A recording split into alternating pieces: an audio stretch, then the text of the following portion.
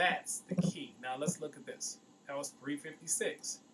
355, you can't use it. You will be capping. It'll change to multiple profiles, multiple identities, be a dead number. That's 355.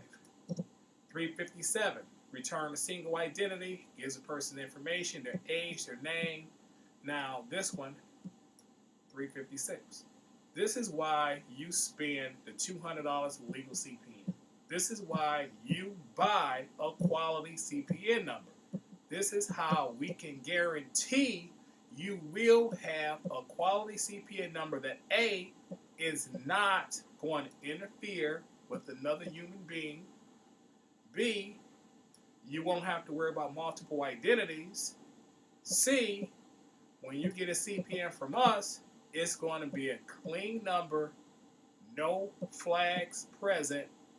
Once you do a hard pull on this number and put your information on there, all your correct 401 information, everything that's going to be verified and confirmed through the records, it's going to show your name, John D. I bought my CPN number from Legal CPN for $200, and I have a perfect profile. Add trade lines, that's something you invest in. That is something you invest in. Now, let's look at those other numbers again, real fast.